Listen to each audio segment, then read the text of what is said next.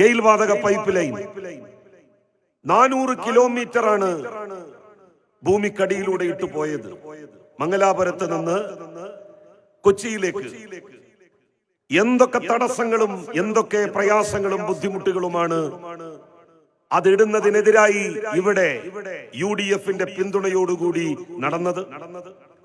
ഓർമ്മയില്ലേ, മുക്കത്ത് ഒരു വെള്ളിയാഴ്ച ഉച്ചക്ക് ജമാഅത്തെ ഇസ്ലാമി ഗെയിൽ വാതക വിരുദ്ധ സമരത്തിന്റെ ഭാഗമായി ജുമാ നമസ്കരിച്ചത് ജനങ്ങളുടെ ഗതാഗതം തടസ്സപ്പെടുത്തിക്കൊണ്ട് നടുറോട്ടിലായിരുന്നില്ലേ? അതിനെയെല്ലാം അതിജീവിച്ചുകൊണ്ടാണ് ഗെയിൽ വാതക പൈപ്പ് ലൈൻ 400 കിലോമീറ്റർ ഭൂമിക്കടിയിലിട്ടത്. വിഴിഞ്ഞം പോർട്ട് ഒരു കുട്ടം മണ്ണ് പോലും ആരും 10 കൊല്ലം മുമ്പ് അവിടെ ഇട്ടിരുന്നില്ല. ശൂന്യതയിൽ നിന്നാണ് വിഴിഞ്ഞം പോർട്ട് ഇടതുപക്ഷ ജനാധിപത്യ മുന്നണി യാഥാർത്ഥ്യമാക്കിയത്. 2500 കോടി രൂപയാണ് സംസ്ഥാന സർക്കാർ ആ പോർട്ട് ഉണ്ടാക്കുന്നതിന് വേണ്ടി നീക്കിവെച്ചത്. കേന്ദ്ര സർക്കാർ വെറും 740 കോടി രൂപ അതിന്റെ നിർമ്മാണത്തിനായി കടമായി തന്നു.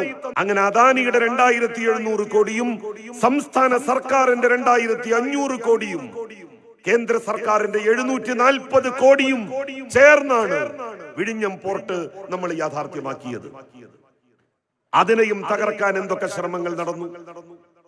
വിഴിഞ്ഞം പോലീസ് സ്റ്റേഷൻ ആക്രമിച്ചില്ലേ? UDF-ന്റെ പിന്തുണയോടുകൂടി പുരോഹിതന്മാരെ മുൻനിർത്തിയല്ലേ ആക്രമണം അവര് സംഘടിപ്പിച്ചത്.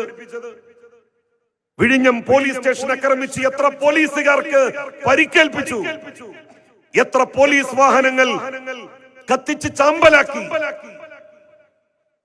പോലീസ് സ്റ്റേഷനിലെ രേഖകൾ പോലും അഗ്നിക്കിരയാക്കപ്പെട്ടില്ലേ? ഒരു വെടിവെപ്പായിരുന്നു UDF ഉദ്ദേശിച്ചത്. അങ്ങനെ ഒരു വെടിവെപ്പ് നടന്നാൽ സ്വാഭാവികമായും 1-2 പേർ മരിച്ചെന്ന് വന്നേക്കാം. ആ മനുഷ്യരുടെ ശവമഞ്ചം പേറി ഇടതുപക്ഷ സർക്കാരിനെതിരെ ഈ നാട് മുഴുവൻ പ്രചരണം നടത്താനായിരുന്നു UDF-ന്റെ ലക്ഷ്യം.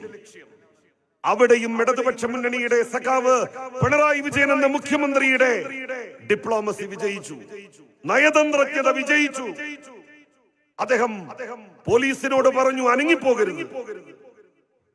ആക്രമണങ്ങളെ കേസുകൊണ്ട് നേരിട്ടു. വെടിവെപ്പോ ലാത്തിച്ചാർജോ ഉണ്ടായില്ല.